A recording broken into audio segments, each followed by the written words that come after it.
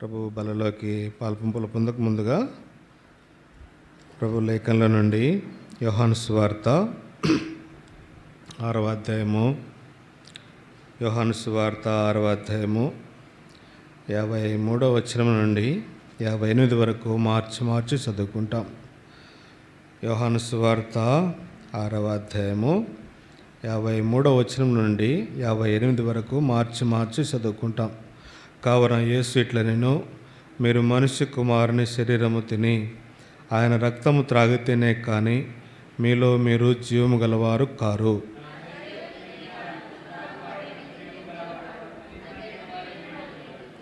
నా శరీరము నిజమైన ఆహారమును, నా రక్తము నిజమైన పానమునై ఉన్నది.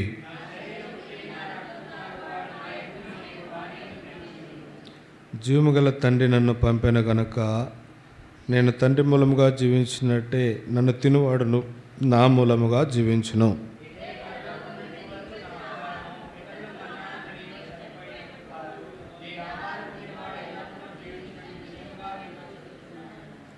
ప్రభు సహాయం కొరకు ప్రార్థన చేసుకుందాం. ప్రేమగల పరలోకపు తండ్రి, పరిశుద్ధుడైన దేవా, జీవము గల మా రక్షకుడు ప్రభువైన యేసుక్రీస్తు వారి అద్వితీయమైన నామములో సాగిలపడి వందనాలు చెల్లిస్తుంటున్నాం. దయగల తండ్రి, ప్రభు దినమునందు నన్ను మమ్మల్ని కుటుంబాలుగా సమకూర్చి నీ ఏర్పాటు సంకల్పము చొప్పున ఉదయకాలం నుండి నా దేవా తండ్రినైనా మీ యొక్క ఉన్నతమైన ప్రేమను మళ్ళీ వెళ్ళపరిచి తండ్రి మమ్మల్ని జ్ఞాపకులను తీసుకొని మీ మందిర ఆవరణంలో తండ్రినైనా నిన్ను ఆరాధించడానికి సహాయపడుతూ వచ్చినారు. అందును బట్టి స్తోత్రాలు చెల్లిస్తున్నాం. మహిమ గల దేవుడుగా మా పక్షాన ఉన్నందుకై స్తోత్రాలు. అద్వితీయమైన నీ ఏర్పాటు సంకల్పంలో చొప్పున నా తండ్రి అద్భుతకరుడుగా మా జీవితంలో జరిగించిన కార్యాలను నా ప్రభావ మేము జ్ఞాపకం చేసుకుని ఆరాధించడానికి మీ లేఖనములను హేతులుగా చేసినందుకై స్తుతిస్తున్నాం. దయగల తండ్రి, కనికరం చూపించుము. నా ప్రభా మెండైన మీ కృపా సన్నిధి మాకు అనుగ్రహించుము.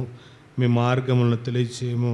దయగల మా దేవా, నీ యొక్క దయాపూర్వక సంకల్పం బట్టి మా ముందుంచిన ప్రభా బలపైనున్న తండ్రి మీ రక్తానికి సాదృశ్యమైన ద్రాక్షరసము, మీ శరీరానికి సాదృశ్యమైన రొట్టెను బట్టి స్తోత్రాలు. క్రీస్తు యేసు యొక్క సహవాసానికి నన్ను మమ్మల్ని పిలిచినందుకై స్తుతిస్తుంటున్నాం. దయగల దేవా, కనికరం చూపించము. అదంటే తండ్రి జ్ఞాపకం చేసుకుని మీద ఆశుడు, జ్ఞానం లేనివాడు ప్రభా, అల్పుడు, నిష్ప్రయోజకుడు, మీ పరిశుద్ధుల పాదములు కడుగుటకు కూడా యోగ్యుడు కాడు. దయతో కనికరం చూపించుము తండ్రి. నా మీ స్వాస్థ్యం పట్ల మీకున్న దయ చొప్పున మేలు అనుగ్రహించుము. మీరు మాట్లాడము, పరిశుద్ధాత్మ సహాయం దయచేము. మీ దాసుని మీ సిలువ చాటును మరుగుపరచుము తండ్రి. తిరుగుబడిన ఆకాశము, మహిమా సింహాసనము, మీ సన్నిధి కాంతి, ప్రత్యక్షత, తాకిడి, స్పర్శ తండ్రి మీ బిడ్డలకు మీ దాసునికి మెండుగా అనుగ్రహించుము. మీ ప్రజల సమయాన్ని మీ దాసుడు ఏమాత్రం వ్యర్థపరచకుండా మీరే కనికరం చూపించుము నాయన. మీ ఉన్నతమైన ప్రేమను బట్టి మీ మాటలు వెళ్ళపరచుము. తద్వారా మీ ప్రజల ఆత్మీయమైన మేలు పొందుకొని తృప్తిపరచబడి ఆత్మలో సంతోషించి నా తండ్రి యథార్థమైన హృదయముతో యోగ్యమైన రీతిలో పాల్పములు పొందడానికి సహాయపడము. క్రీస్తు యేసు యొక్క సహవాసానికి పిలిచిన మా దేవుడు నమ్మదగిన వాడు గనుక తండ్రినైనా మీ కార్యమును తెనపరిచి సహాయం చేయమని బ్రతిమలాడుకుంటూ మహిమ ఘనత ప్రభావంలో మీకు ఆరోపించుకుంటూ మా రక్షకుడు నీ ప్రియకుమారుడు ప్రభువైన యేసుక్రీస్తు వారి మహిమగల నామములో స్తుతించి ప్రార్థించి వేడుకుంటున్నాము తండ్రి. ఆమేన్.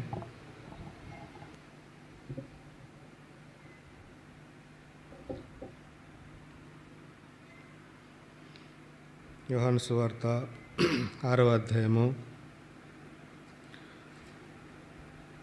53వ వచనం నుండి 58వ వచనం వరకు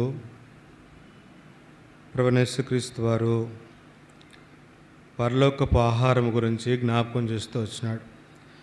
ఎవరికి జ్ఞాపకం చేస్తూ వచ్చినాడు అని అంటే తన శిష్యులకు, రెండవది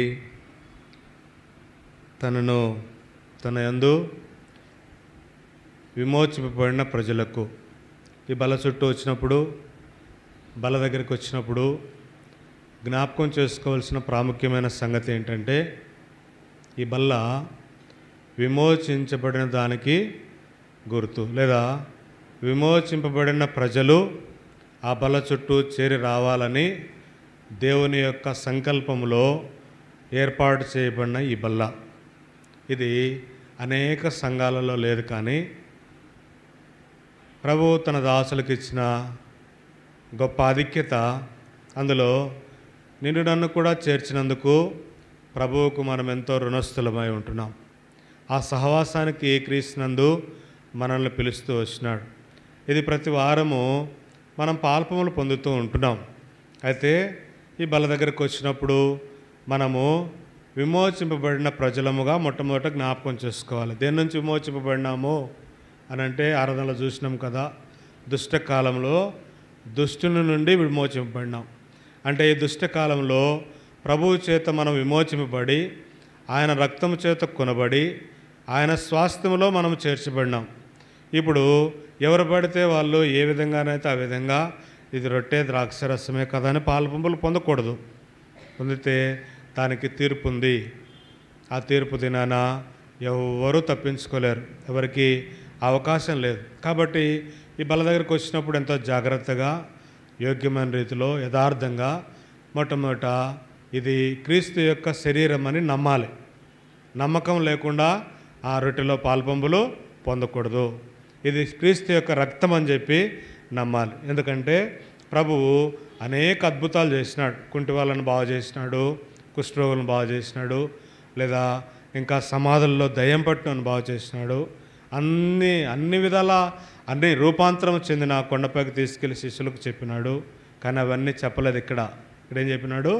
ఇది నా శరీరం అని జ్ఞాపకము చేసుకోండి. ఇది శరీరం అనే జ్ఞాపకాన్ని చాలా క్షుణ్ణంగా జాగ్రత్తగా పరిశీలించి అక్కడికి మనము చేయి చాపాలి, అందులో పాల్పములు పొందాలి. ఇది శరీరము, శరీరానికి సాదృశ్యమైన రొట్టె.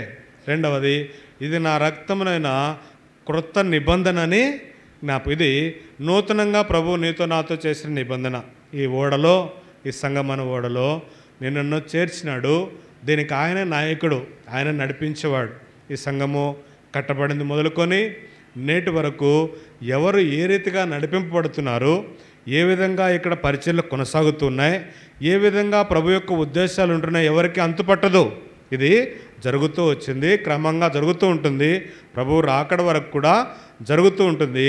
ఇది నిందారహితంగా దీన్ని సిద్ధపరిచి ప్రభు తన రాజ్యంలోకి తీసుకెళ్ళడానికి వచ్చే ముందుగా ఈ రొట్టె ద్రాక్షరసంలో నీకు నాకు పాలపంపులు ఇచ్చుటకు ప్రభు సిద్ధపరిచిన బల్ల. ఈ బల్ల దగ్గరికి వచ్చినప్పుడు ఎంతో యథార్థంగా పరిశీలించుకున్నప్పుడు ఏమని పరిశీలించుకోవాలో ఇక్కడ ప్రభు జ్ఞాపకం చేస్తున్నాడు. మొట్టమొదట ఇదేంటంట, ఇది అక్కడ అంటున్నాడు, యేసు ఇట్లా నేను మీరు మనుష్య కుమారుని శరీరము తిని ఆయన రక్తము త్రాగితేనే కానీ మీలో మీరు జీవము గలవారు కారు. మొట్టమొదట జీవమును గురించిన ప్రస్తావన తీసుకొస్తున్నాడు. ఇందులో మనం పాల్పములు పొందినప్పుడు జీవము గల దేవునిలో పాల్పములు పొందుతున్నాం. ఎవరండి? జీవము గల దేవుడు. అంటే దేవుళ్ళు అనేకములు ఉన్నప్పటికీ జీవము గల దేవుడు ఒక్కడే, ఆయనే ప్రభు అయిన యేసుక్రీస్తు. అందులో మనము పాల్పములు పొందుతున్నాం. ఇది భౌతికంగా చూడడానికి రొట్టె అయినప్పటికీ ఆత్మీయంగా ఇది దేనికి సాదృశ్యంగా ఉన్నది? జీవము గల దేవుని యొక్క శరీరానికి సాదృశ్యంగా ఉంది. ఇప్పుడు ఈ శరీరంలోకి మనం పాల్పములు పొందిన తర్వాత ఆ జీవము గల ప్రజలకే అది ఆధిక్యత. ఆ జీవం ఎట్లా వచ్చింది? ఆ జీవమును ఎట్లా అది దాన్ని తాకుతూ వచ్చినారు, చూస్తూ వచ్చినారు. అంటే భక్తులు చెబుతూ వచ్చినారు, మేము ఏది చూచితమో, ఏది తాకి కనుగొంటిమో, ఏదైతే మా కనులారా దాన్ని పరీక్షించి తెలుసుకుంటామో అని తన భక్తులు చెబుతూ వస్తున్నారు. యోహాను రాసిన మా 1వ అధ్యాయము 1వ వచనంలో చూస్తే, ఆది యందు వాక్యముండును, ఆ వాక్యము దేవుడైండును. అక్కడ ఆ వాక్యములో ఏముంది? జీవం ఉంది. ఆ వాక్యంలో జీవం ఉంది కనుక, ఉదాహరణకి ఈ మాట మనం ఆలోచిస్తే, ఉదాహరణకి లాజరు చనిపోయినప్పుడు లాజరు దగ్గర యేసు ప్రభు దీర్ఘకాలంగా ఎక్కువసేపు ప్రార్థన చేయలే. ఏం చేసినాడండి? లాజరు బయటకి రమ్ము అంటే ఈ మాట బయటకు వెళ్ళినప్పుడు ఆ మాటలో ఏం కనపడింది? ఏముంది? ఈ జీవము ట్రాన్స్ఫర్ అయింది. ఎవరికి? లాజరుకి. చనిపోయిన లాజరు ఏమైనాడు? తిరిగి బ్రతికినాడు. అంటే యేసుక్రీస్తు ప్రభు యొక్క మాట నీకు నాకు వాగ్దానాలుగా ఇవ్వబడుతూ వచ్చినాయి. ఆ మాటలో ఏముంది జీవం ఉంది. అందుకే అబ్రహామును పిలిచినప్పుడు ఒక ఉద్దేశంతో ప్రభువు ఆ జీవమును తనలో ట్రాన్స్ఫర్ చేయ నిమిత్తమే, అబ్రహామా నీవు నీ ఇంటి నుండి బయలుదేరుము ఒకటే మాట, ఆ తర్వాత నేను నిన్ను ఆశీర్వదిస్తాను అంటే బయలుదేరుము అని చెప్పినప్పుడు ఆ మాటలో ఏముందనంటే పునరుద్ధానపు శక్తి ఉంది. ఆ పునరుద్ధానపు శక్తి తెలుసుకొనుటకై అబ్రహాముకు కొన్ని సంవత్సరాల ప్రయాణం చేస్తూ వచ్చినాడు. ఆ ప్రయాణంలో వాగ్దానాలు ఇవ్వబడినాయి, వాక్యము దగ్గరికి వచ్చి మాట్లాడింది, వాక్యం చేత తృప్తిపరుస్తూ వచ్చినాడు, వాక్యం చేత స్నేహం చేసినాడు, వాక్యం చేత తన భోజనాన్ని తను వడ్డించినప్పుడు ఆ జీవమును తాను ట్రాన్స్ఫర్ చేస్తూ వచ్చినాడు. ఆ పునరుద్ధానపు శక్తిని తెలుసుకున్నట్టుకే సుమారుగా ఇస్సాకు జన్మించేంత వరకు కూడా ఆ పునరుద్ధానపు బలము అబ్రహాముకు అర్థం కాలే. పిలిచినప్పుడు ఈ పునరుద్ధాన బలముతోనే ప్రభు పిలుస్తూ వచ్చినాడు. అబ్రహామా నీవు నీ ఇంటి నుండి బయలుదేరి నేను చెప్పు చోటుకు నువ్వు బయలువెళ్ళము 12వ అధ్యాయంలో చెప్పినాడు. 17వ అధ్యాయంలో నేనే నీ కేడము బహుమానము, ఆ వాక్యమే వచ్చి మాట్లాడింది. ఆ వాక్యంలో ఏముందండి? జీవం ఉంది. ఆ వాక్యంలో రెండవది ఏముందంటే పునరుద్ధానపు శక్తి ఉంది. మృతుతుల్యమైపోయిన ఈ శరీరంలో ఇంకా నాకు ఎవరు సంతానము, ఎవరు ఈ లోకంలో నన్ను చూసుకుంటారు, ఎవరు నాకు వంశము, ఇంతగా ఇన్ని నాకు ఇచ్చినప్పటికీ నాకు నా దాసుని కుమారుడైన నా దాసుడైన ఎలియాజరు దానికి సంబంధించిందే కదా ఇది అని అంటే ప్రభు అన్నాడు, అప్పుడు నేను నీకు సంతానం ఇసుక రేణులంత విస్తారముగా నిన్ను దీవిస్తా. ఆరంభించినప్పుడు అదే మాట, కొనసాగుతున్నప్పుడు కూడా అదే మాట. నీ నా జీవితంలో వాగ్దానం చేసిన దేవుడు నమ్మకమైన వాడు గనుక ఇప్పుడు శరీరమాంసంలో పాల్పములు పొందే దేనికనంటే ఈ ఓడ నుండి మనం ఏమైపోకూడదు విడిపోకూడదు. ఈ ఓడలో ఏముంది? జీవం ఉంది. ఈ మాటలో జీవం ఉంది. ఈ మాట జీవము గలది కనుక ఇప్పుడు ప్రభు అంటున్నాడు, నేను నిజమైన ఆహారమును నిజమైన పానమునై ఉన్నాను. నువ్వు అనేక ఆహారాలు భుజించి అనేక రకాలుగా నువ్వు ప్రయాసపొందనక్కర్లే. ఈ వాక్యము నిజమైన ఆహారము. ఈ వాక్యాన్ని నేను పరిశీలించి క్షుణ్ణంగా ఆలోచించి ఈ వాక్యాన్ని భుజించాలి. ఈ వాక్యమే ఇప్పుడు రొట్టె ద్రాక్షరసముగా నీ ముందుకు వచ్చింది. తీసుకుంటున్నప్పుడు మొట్టమొదట పరీక్షించుకోవాలి, ఈ వాక్యముతో నీకు నాకు సహవాసం ఉందా? ఈ వాక్యాన్ని నేను చదువుతున్నామా? ఈ వాక్య ప్రకారం నా బ్రతుకులు మార్చబడినాయా? ఈ వాక్య ప్రకారం మనము లోకంలో సాక్షులుగా జీవిస్తున్నామా? ఒకవేళ జీవించకపోతే ఈ ఓడలో పాలపంపులు నీకు నాకు లేవు. అంటే ఎరిగినావు, తెలుసుకున్న తర్వాత కొనసాగింప చేయాల్సిన బాధ్యత ఎవరికిచ్చాడు ప్రభు? మనకే వదిలేశాడు. కాబట్టి వదిలేసిన దేవుడు ఏం చెబుతున్నాడంటే ఇది నిజమైన ఆహారము నిజమైన పానము. ఇందులోకి వచ్చినప్పుడు నా హృదయాన్ని పరీక్షించుకోవాలి. దీనితో నీకు నాకు సహవాసం ఎట్లా ఉంది? ఆయన పిలుపు ప్రకారం నడుస్తున్నామా? ఆయన మాట ప్రకారము కొనసాగుతున్నామా? ఆయనలో మనం అభివృద్ధి చెందుతున్నామా? ఆయనను వెంబడిస్తున్నామా? ఒకవేళ అవి ఏమీ లేకపోతే తాత్కాలికంగా రొట్టెలో పాల్పొందులు పొందినట్టే, టెంపరీగా కొనసాగుతున్నట్టే. దాన్ని ఏం చేయాలంటే ప్రభు దగ్గర పరీక్షించుకోవాలి. అప్పుడు అంటున్నాడు రెండవది, ఇది తాగితేనే కానీ ఇది తింటే కానీ మీలో జీవము గలవారు కాదు. మనలో జీవము ట్రాన్స్ఫర్ అయ్యింది. ఈ జీవము కొనసాగాలనంటే ఇందులో నేను పాల్పొందులు పొందాలనంటే అర్హత ఉండాలి. దుష్టు నుంచి విమోచింపబడిన అర్హత ఉండాలి. రెండవది, ఆయన రక్తము చేత కడగబడి విమోచింపబడిన ఆయన సంఘంలోకి చేర్చబడినాము కనుక మనకు ప్రవహిస్తున్న మాట ఏంటంటే రెండవది, నా శరీరము తిని నా రక్తం త్రాగువాడు నిత్యజీవము గలవాడు, అంత్యదినమును నేను వాని లేపుదును. అంత్యదినమును లేపుట కొరకే దేవుడు ఏమి ట్రాన్స్ఫర్ చేస్తున్నాడు? మొట్టమొదట జీవమునిచ్చినాడు. ఆ జీవము కొనసాగింపు చేసుకుంటకై వాక్యాన్ని నీకు నాకు మన చేతికి మనకు అనుగుణంగా మనకు దాన్ని కొనసాగింపు చేసుకుంటకై మనకు ముందు పెడుతూ వచ్చినాడు. మూడవది, ఆయన యొక్క జీవములో అంత్యదినములు లేపుట కొరకే పునరుద్ధానపు శక్తినిచ్చుట కొరకే ప్రభు ఇష్టపడుతూ ఉన్నాడు. ఈ పునరుద్ధానపు శక్తి అబ్రహాము, ఇస్సాకు, శారా గర్భవతి అయ్యేంత వరకు కూడా అబ్రహాముకు అర్థము కాలేదు. ఎందుకనంటే ఎప్పుడైతే ఏది చేయలేమో, ఏది చేత కాదో, ఏదైతే మన శక్తికి మించిపోయినవి మన ముందుంటున్నాయో వాటిని చేయుట కొరకు అసాధ్యమైనది సాధ్యపరిచేదే పునరుద్ధానపు శక్తి. ప్రభువైన యేసుక్రీస్తు వారి ద్వారా మనము చూడొచ్చు. ఆయన సమాధి చేయబడ్డాడు, సిలువలో ఏమాత్రం ఎదురు తిరిగి మాట్లాడలేదు, మౌనంగా ఉన్నాడు. ఆయన తండ్రికి తన ఆత్మను అప్పగించేసుకొని సమాధి చేయబడి తిరిగి ఆయన లేచినాడు. ఈరోజు వరకు ప్రపంచమంతటిలో, లోకమంతటిలో ఎక్కడా కూడా సమాధి చేయబడి తిరిగిన లేచిన ఆనవాళ్ళు యేసు ప్రభువు తప్ప ఇంకెవరికి లేవు. అది పునరుద్ధానపు బలం. ఆ బలము ఎవరికి వాళ్ళని ఇష్టపడినాడు? ఆయన లేచి సమాధి చేయబడి తిరిగి నల్లగొట్టబడిన ఆ శరీరము, ఆ రక్తములో ఆ పునరుద్ధానపు బలమును ఉంచినాడు కనుక ఇప్పుడు విశ్వాసిగా నువ్వు నేను పాలపములు పొందితే ఇప్పుడు మనం దేనిపైన ఆధారపడాలి? దేనిపైన ఆధారపడాలి? తొలగిపోకుండా ఆ యొక్క బలంపైన ఆధారపడాలి. పరిస్థితులు తారుమారు అవుతాయి కొన్నిసార్లు విశ్వాసాలకు.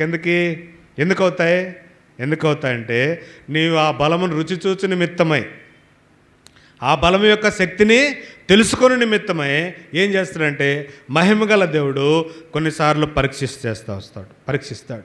ఆ పరీక్షలో నువ్వు నేను నెగ్గాలి, జయం పొందాలి. జయం కలగజేసేవాడు కూడా ప్రభువే. అంటే నాకు అసాధ్యమైనది, నాకు చేతగానది, నాకు ఏమాత్రము దానిపైన అవగాహన లేనిది ప్రభువు నా పట్ల ఆ కార్యాన్ని చేయగలడు. అది నిజమైన పునరుద్ధానపు ప్రభు యొక్క శక్తి. ఇప్పుడు ఈ బల పాల్పములు పొందిన తర్వాత మొట్టమొదట జీవము గల ప్రజలకు జీవమును ఇస్తున్నాడు.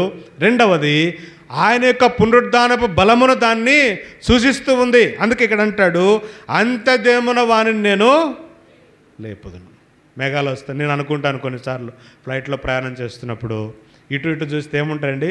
మేఘాలు కనపడుతుంటాయి, మేఘాలు ప్రయాణం చేస్తుంటాయి. అప్పుడు అనిపిస్తుంది ప్రభు వచ్చినప్పుడు కూడా ఈ మేఘాలు మనకేమవుతాయి? వాహనాలుగా మారిపోతాయేమో బహుశా. మేఘారూఢై ప్రభు వస్తున్నాడు, వచ్చేవాడు త్వరగా వస్తున్నాడు. ఆయన భూప్రపంచమంతటిపైన ఆయన రాకడొచ్చినప్పుడు ఈ మేఘాలు మనకేమవుతాయంట? వాహనాలుగా మారిపోతాయి. ఇంత బలమైన పునరుద్ధానపు శక్తిని నీకు నాకు ఇచ్చుట కొరకే ఎక్కడుంచాడు దాన్ని? తన యొక్క సంఘములో ఈ బలలో ఉంచాడు. ఇక్కడికి వచ్చినప్పుడు నువ్వు నేను ఆ పునరుద్ధానపు శక్తిని అనుభవించిన తర్వాత ఏం చెబుతున్నాడు? ఇది నిజమైన ఆహారం, అంత్యదినున్న వాణ్ణి లేపుదును. నా శరీరము తిని నా రక్తం త్రాగువాడు నేను నాయందును నేను వాని యందును నిలిచి ఉందుము. మూడవది ఆయన మనతో నిలిచి ఉంటాడు. నిలిచి ఉన్న అనుభవం. నిలిచి ఉన్నప్పుడు మన యొక్క బ్రతుకులు ఏ విధంగా మార్చబడతాయనంట? ఏమొస్తుందంట మనకి? చూడండి, హోసేయ 14వ అధ్యాయము 5వ వచనము. హోసేయ 14వ అధ్యాయము 5వ వచనము. చెట్టునకు మంచు ఉన్నట్లు నేను అతని కుందును,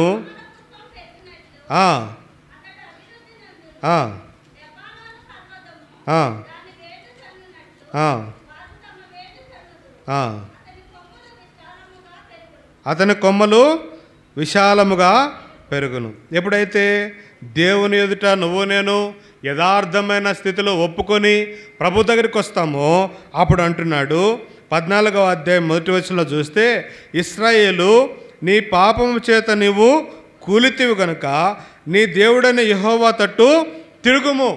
యేసుక్రీస్తు ప్రభు తట్టు నువ్వు నేను మన హృదయాలను సిద్ధపరచుకొని తిరగాలి. తిరిగినప్పుడు ఆయన ఏం చేస్తాడంటే ఆయన యొక్క పునరుద్ధానపు శక్తిని నీకు నాకు ట్రాన్స్ఫర్ చేయడమే కాదు, ఆయన జీవమును నీకు నాకు ఇచ్చుటే కాదు, మూడవది ఆయన యందు నువ్వు ఆయన యందు నేను మీ అందరూ నివసించినట్లనే ఆ సంతోషపు వస్త్రాన్ని నీకు నాకు ఇస్తూ వస్తాడు. ఇక్కడ అంటాడు, ఆ సౌందర్యమును జ్ఞాపకం చేసి లెబానోను పర్వతములు అంటే ఆ పునరుద్ధానానికి శక్తికి ఉన్న బలం ఏంటంటే తామర పుష్పము పెరిగినట్లు వాడు అభివృద్ధి.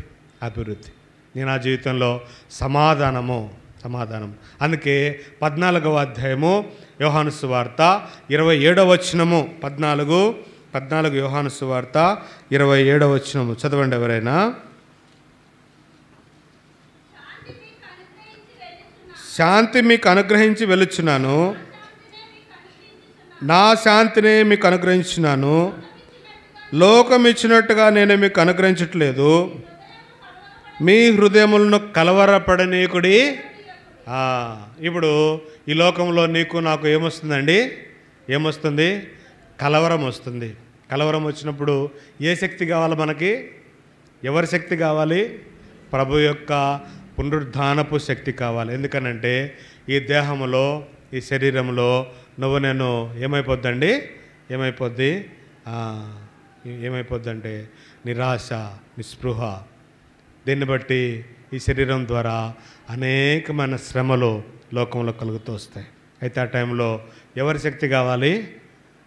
ప్రభు మన యందుంటే, మనము ఆయన యందుంటే మనకేం కలుగుతుందంట?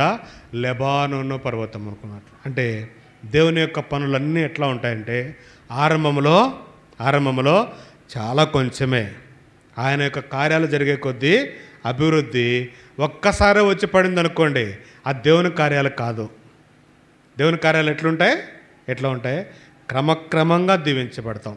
అంటే నీకు ఏ టైంలో ఏది అవసరమో అదే ప్రభు ఎప్పుడు అనుగ్రహించబడతాము అని అంటే, మనము ఆయన తట్టు తిరిగినప్పుడు ఆయన మనకేం చేస్తాడంటే మనల్ని అభివృద్ధి పథంపై నడిపిస్తాడు. అంటే లోకానుసారంగా కాదు.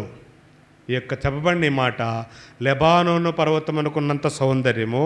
అంటే సిలువలో యేసుక్రీస్తు ప్రభు ఏం చేశాడండి? ఏం చేశాడు?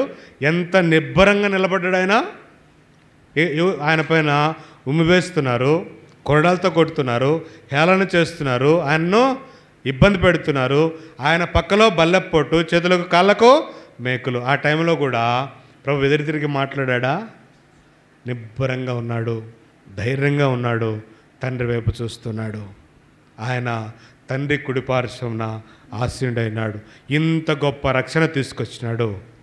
ఇంత గొప్ప రక్షణకు ముందుగా ఆయన ఏం చేసినాడంట? సహనముతో, ఓపికతో సిలువ వైపు చూస్తూ వచ్చినాడు. నేను నా జీవితంలో లెబానోనుకున్నంత సౌందర్యం అని అంటే ఈ లోకంలో చూడడానికి మంచి ఆస్తి, మంచి ధనవంతులము కావడం కాదు. ఏంటి ఆ సౌందర్యము? సిలువ యొక్క సౌందర్యం. సిలువలో ఎంత శ్రమ వచ్చినా కూడా క్రీస్తు కొరకు సహించుట సౌందర్యం.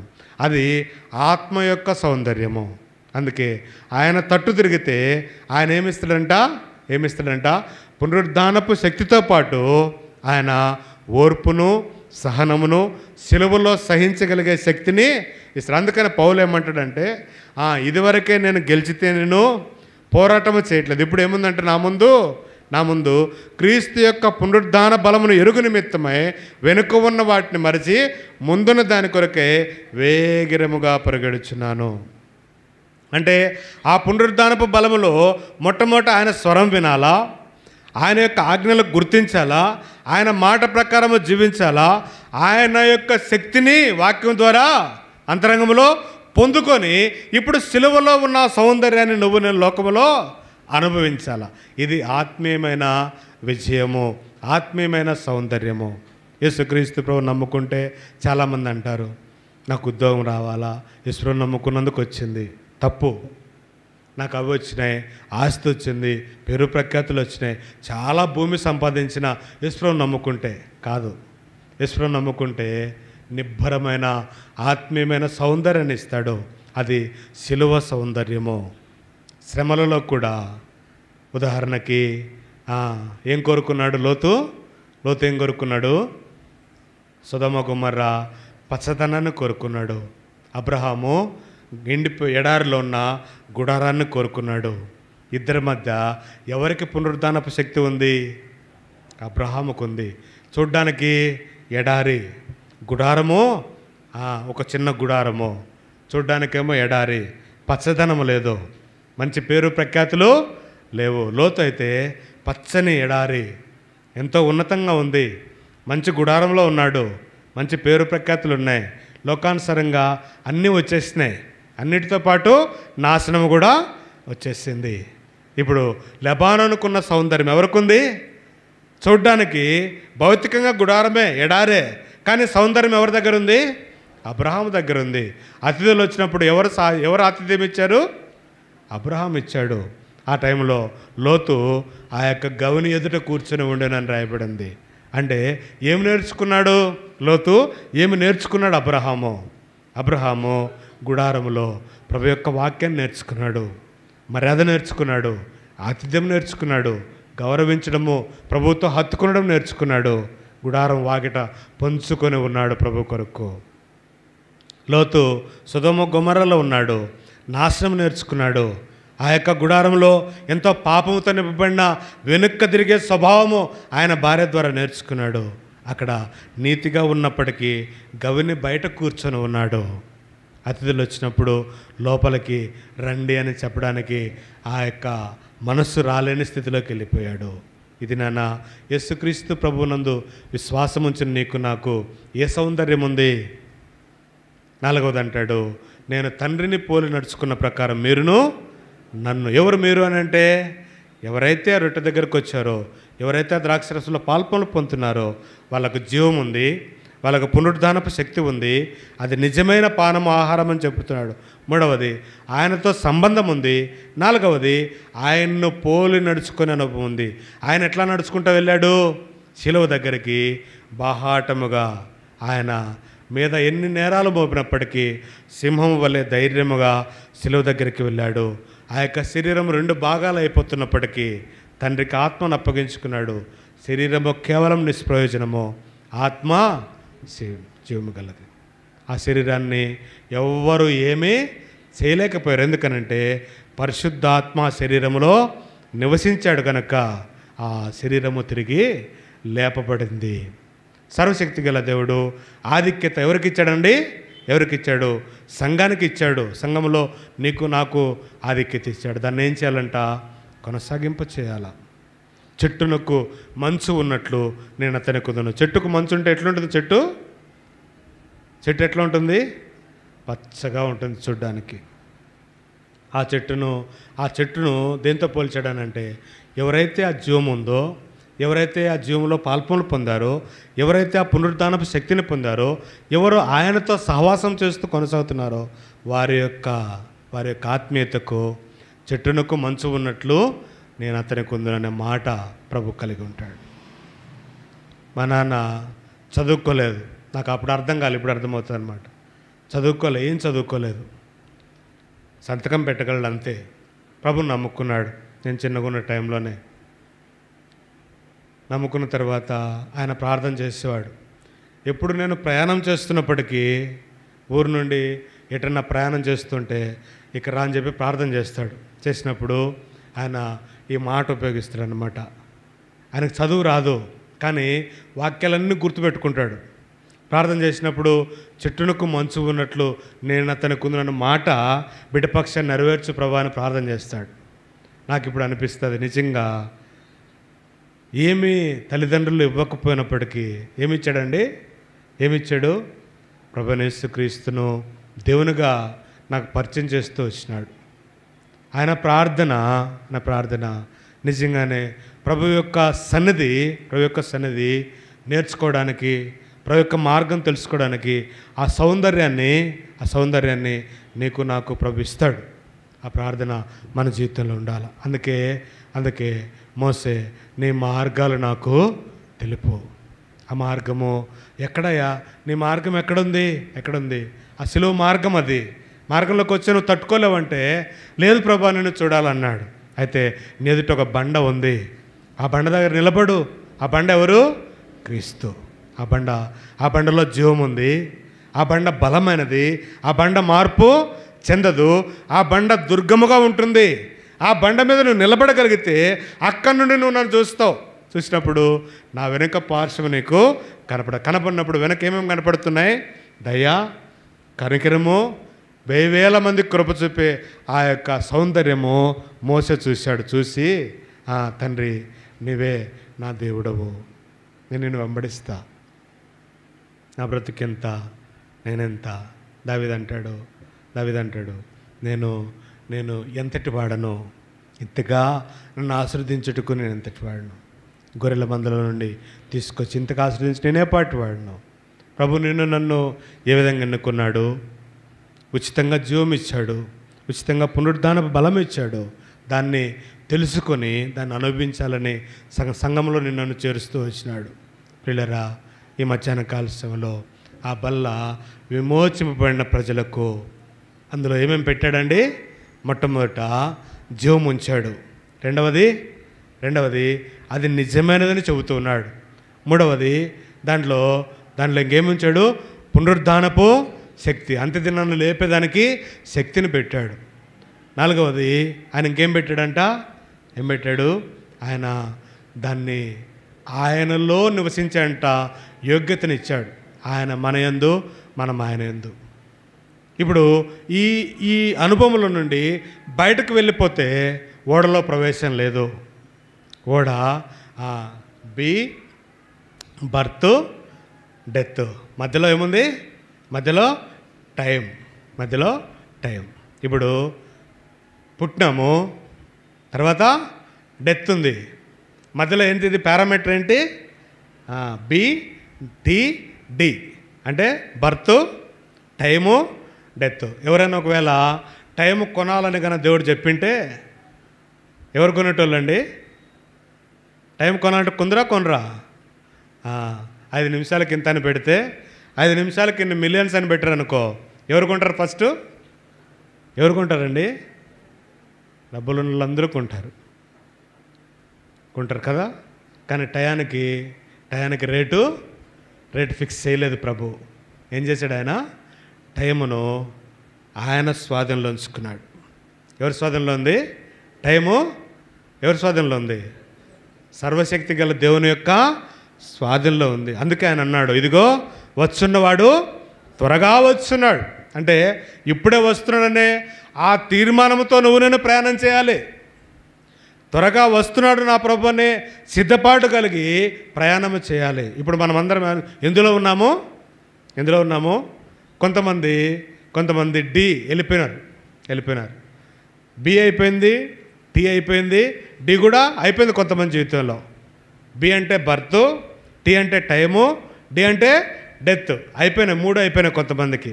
కానీ మనకి అవకాశాన్ని ఇచ్చాడు. జన్మించాము క్రీస్తులో, టైం ఇచ్చాడు. ఏ టైము? ఈ టైము సంఘంలో చేర్చాడు. అది యవనస్తులైనా సరే, వృద్ధాప్యమైనా సరే, మధ్య వయసు అయినా సరే, అందరికీ ప్రభు ఏమిచ్చాడు? సమయం ఇచ్చాడు. ఈ సమయాన్ని దేని కొరకు ఉపయోగించుకుంటున్నావో ఛాయస్ కూడా ప్రభు నీకు వదిలేశాడు. ఆయన స్వాధీనంలో ఉంచుకోవాలి. ఆయన ఓన్లీ ఒకటే పట్టుకున్నాడు. ఏం పట్టుకున్నాడు? టయాన్ని పట్టుకున్నాడు.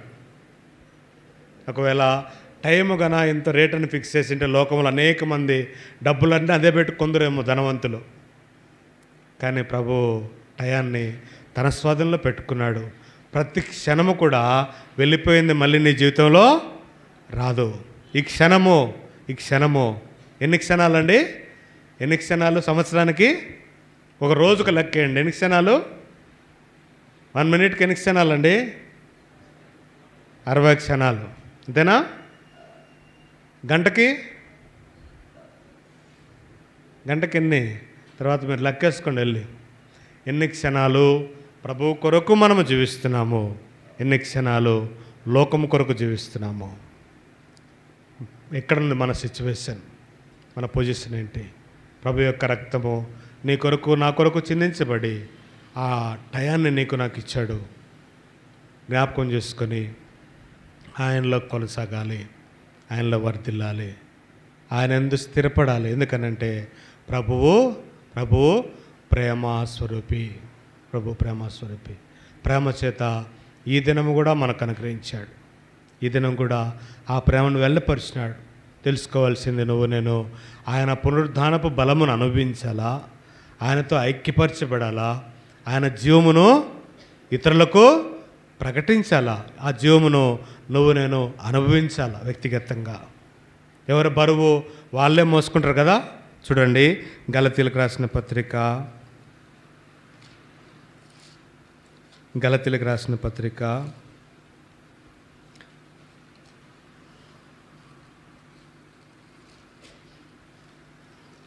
దేవుని వాక్యంలో స్పష్టంగా రాయబడింది. 3వ వచనము, 5వ అధ్యాయము 6వ అధ్యాయము 3వ వచనము. 6వ అధ్యాయము క్షమించండి 3వ వచనం. గలతీ 6:3. ఎవడైనను వట్టివాడై ఉండి